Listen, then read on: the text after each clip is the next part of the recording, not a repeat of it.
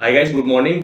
देखो, आज के इस वीडियो में हम क्या करेंगे, राशि पेरिफेरल्स के बारे में हम कंप्लीट डिस्कशन करेंगे। इसका दो पार्ट रखेंगे। बेसिकली फर्स्ट पार्ट में हम बिजनेस मॉडल समझेंगे, सेकंड पार्ट में हम जो उसके फाइनेंशियल समझने की कोशिश करेंगे। देखो, ये क्या करती है, ये एक B2B कंपनी है, यानी कि बिजनेस टू बिजनेस, और ये एक ट्रेडिंग का काम करती है। जैसे बहुत बड़े ब्रांड हो गए, जैसे यहाँ पर आप देख सकते हो Nvidia, Lenovo, HP, Asus, Dell, ये इन सारों जो बड़े ब्रांड है, इनके साथ में ये टाइप करते हैं। इनके जो प्रोडक्ट है वो इंडिया में लेकर आते हैं, अपने वेयर हाउस में रखते हैं। उसके बाद में ये 52 अपनी ब्रांचेज है, वहां पर इसको ऐसा सेल करते हैं। ठीक है, तो ये एक B2B कंपनी है और ट्रेडिंग का काम करती है। ट्रेडिंग के काम में क्या होता है, यहाँ पर ऑपरेटिंग प्रॉफिट मार्जिन है जो ज्यादा नहीं रहता। इस चीज को मैं आपको पहले क्लियर करते चलता हूं, ताकि वीडियो के एंड में आप ये ना बोलो कि यहाँ पे इसका ऑपरेटिंग प्रॉफिट मार्जिन ही इतना कम कैसे है। जैसे यहाँ पर आप देख सकते हो 2%, 4% और 3% के आसपास में रहता है। मैंने इनके जो कॉल कॉल पढ़ी थी, उसमें इन्होंने ही बताया था कि यहाँ पर इसका जो बिजनेस स्टैंडर्ड है ऑपरेटिंग प्रॉफिट मार्जिन का, वो 3% के आसपास में रहता है। ये चीज समझने की होती है। तो सबसे पहले हम क्या करेंगे, इसका बिजनेस मॉडल समझते हैं। देखो, बिजनेस क्यों ग्रो करेगा, आज की डेट में जो इंटरनेट का यूजेस है जिस हिसाब से बढ़ रहा है, जैसे डेटा सेंटर भी खुल रहे हैं, इनको जो क्लाउड सॉल्यूशन है उसको भी ये इक्विपमेंट है जो प्रोवाइड करते हैं। तो आज की डेट में हर घर में है, जो हर किसी के पास अलग अलग मेंबर के पास में अलग अलग फोन होता है, लेकिन पीसी, लैपटॉप हर एक के पास में अलग नहीं होता। ये चीज समझने की होती है, क्योंकि वो एक ही काम में ले लेते हैं। तो देखो, यहाँ पर जो डिमांड आएगी तीन तरफ से। सबसे पहले कंज्यूमर्स की तरफ से, उसके बाद में कॉर्पोरेट की तरफ से, जो तरह आईटी का जो काम है जिस हिसाब से बढ़ रहा है वहां से भी डिमांड आने वाली है। और तीसरी है रिप्लेसमेंट साइकिल, क्योंकि लैपटॉप अगर लेंगे तो वो खराब भी तो होगा ना, 3-4 साल के अंदर है जो खराब हो जाता है। तो वहां पर से भी यहाँ पर डिमांड आने वाले टाइम में बढ़ेगी। देखो, सबसे पहले हम क्या करते हैं, इसका बिजनेस मॉडल देखते हैं। जैसे कौन कौन से ये जो प्रोडक्ट है जो ये जो सेल करते हैं। यहाँ पर मैंने इसकी पीपीटी ऑन कर रखी है। ठीक है, पीपीटी खोल रखी है इसकी। यहाँ पर हमें देख सकते हैं कि यहाँ पर जो इसके प्रोडक्ट है, बेसिकली ये जो क्लाउड सॉल्यूशन के जितने भी इक्विपमेंट होते हैं, पीसी हो गए, लैपटॉप हो गए, उसके बाद में आसूस के जितने भी इक्विपमेंट है, वो सारे है जो सेल करते हैं। बिजनेस है जो आने वाले टाइम में देखो ग्रोइंग है। अब मैं आपको कुछ डेटा समझाते हुए चलता हूँ, वो आप इसकी पीपीटी ऑन करके आप देख सकते हो कौन कौन से है जो बहुत सारे देखो इक्विपमेंट है। वो बहुत सारे इक्विपमेंट है, वो एक एक करके मैं आपको डिस्कशन नहीं कर सकता। बेसिकली 2 सेगमेंट है इसके, वो आप देख सकते हो उसकी पीपीटी ऑन करके और ओपन करके। ठीक है, सबसे पहले क्या करेंगे, यहाँ पर मैंने एक थर्ड पार्टी जो सर्वे है जो यहाँ पर निकाला हुआ है।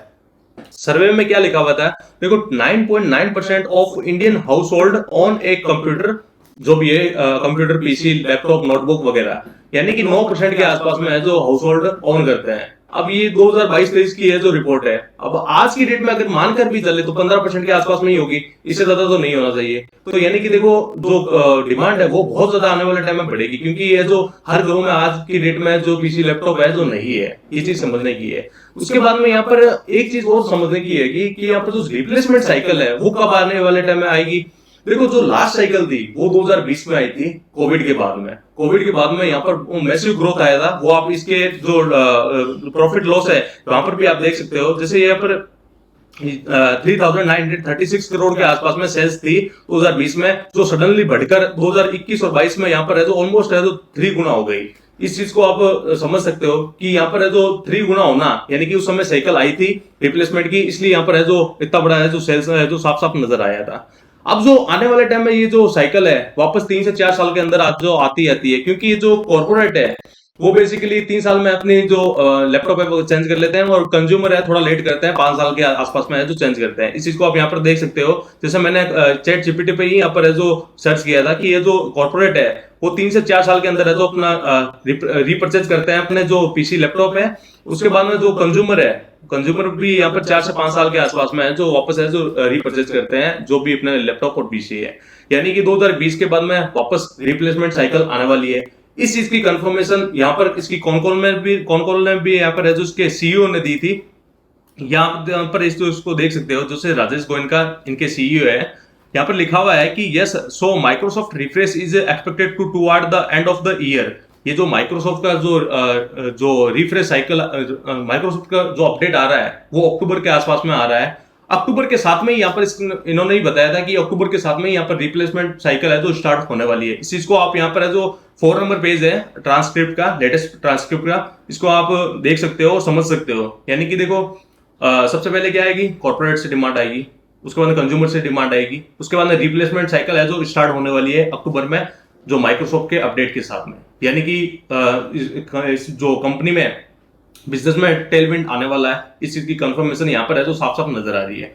उसके बाद में हम क्या करेंगे, इसके जो फंडामेंटल पर हम जाएंगे। देखो बिजनेस हमने समझ लिया कि बिजनेस आने वाले टाइम में ग्रोइंग है, इसमें कुछ भी डाउट नहीं है। इन चीजों की रिक्वायरमेंट आने वाले टाइम में बढ़ेगी बढ़ेगी, इस चीज को समझने की कोशिश करिए, ठीक है। उसके बाद में मैं आपको क्या करता हूँ, कुछ चीजें आपको समझाने की कोशिश करता हूँ कि फंडामेंटल अपने को किस हिसाब से समझने की कोशिश करनी चाहिए।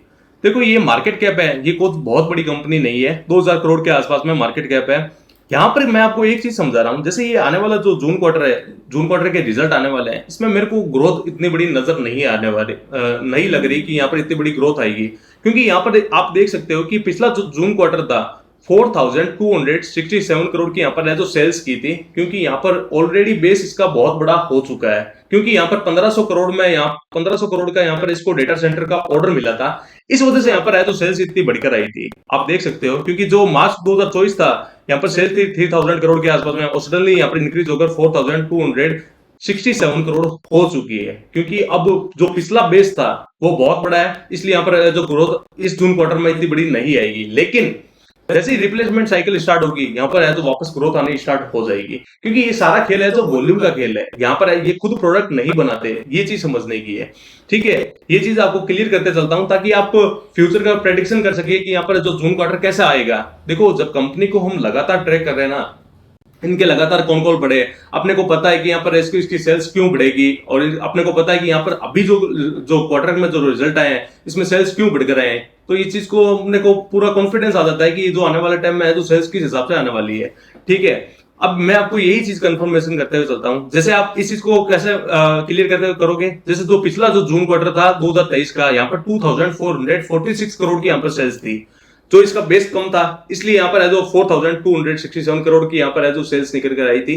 क्योंकि पिछला जो 2023 में जो बेस था उसका कम था, अभी ये जो बेस बढ़ चुका है जून 2024 में, ठीक है। इसलिए यहाँ पर है जो सेल्स आने वाले टाइम में अपने को जो परसेंटेज में कम नजर आएगी। मैं ये नहीं बोल रहा कि यहाँ पर है जो ग्रोथ जो गायब ही हो जाएगी, ऐसा बिल्कुल भी नहीं बोल रहा, वो तो रिजल्ट ही बताएंगे। लेकिन जो बेस बड़ा होने के बाद में यहाँ पर है जो परसेंटेज के रूप में अपने को कम नजर आएगी, ठीक है। ये हो गई इसके क्वार्टर रिजल्ट की बात में। अब यहाँ पर प्रॉफिट लॉस की बात करते हैं। देखो ये जो 2019 में यहाँ पर जो 4000 करोड़ की सेल्स थी, जो आज की डेट में 13,773 करोड़ के आसपास में निकल कर आई है, जो कि एक हाईएस्ट एवर है। जो 29 करोड़ का नेट प्रॉफिट था वो बढ़कर है जो 210 करोड़ के आसपास में हो चुका है। देखो अभी है जो डेटा सेंटर में भी देखो काफी बड़ी है जो ग्रोथ आएगी।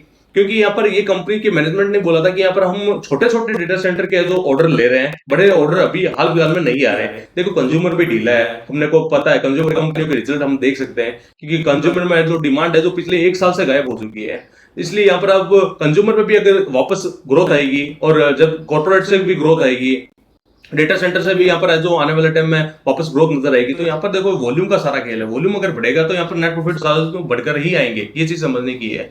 और दूसरा क्या है, ये एक उधारी पर माल लेते हैं, उधारी पर माल बेचते हैं, तो इनको क्रेडिट भी देना पड़ता है और क्रेडिट भी देना पड़ता है, ये चीज समझने की होती है।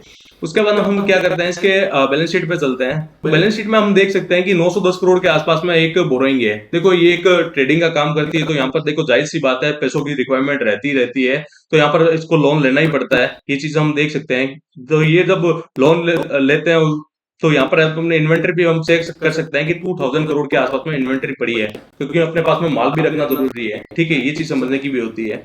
उसके बाद में हम बैलेंस शीट में कुछ बहुत बड़ी बात नहीं है, लेकिन जो नेगेटिव पॉइंट है वो यहाँ पर है जो कैश फ्लो के आसपास में है। कैश फ्लो की अगर बात करें तो ये एक नेगेटिव साइन है, क्योंकि अगर इसका बिजनेस मॉडल भी अगर समझे ना, तो यहाँ पर देखो हम एक चीज को समझ सकते हैं कि इनको मेंटेन रखना पड़ता है।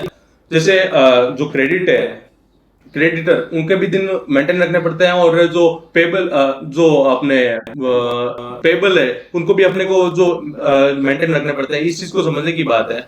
तो यहाँ पर देखो कैश फ्लो नेगेटिव है। जब आईपीओ आया था, आईपीओ में इनके मैनेजमेंट ने यही बोला था कि हम बहुत जल्दी है जो इनके कैश फ्लो को पॉजिटिव कर लेंगे। देखो वो कब करेंगे, वो देखो जो फ्यूचर की बातें हैं इसको हम यहाँ पर डिस्कशन नहीं करेंगे, जब होगा तो वो हो जाएगा।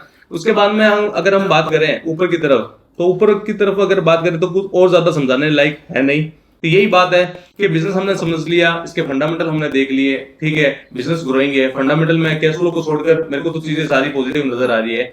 फ्यूचर में यहाँ पर किस हिसाब से ग्रो करेगा वो तो देखो हम जिस हिसाब से यहाँ पर जो साइकिल स्टार्ट हो रही है उस हिसाब से हम इस चीज को समझ सकते हैं।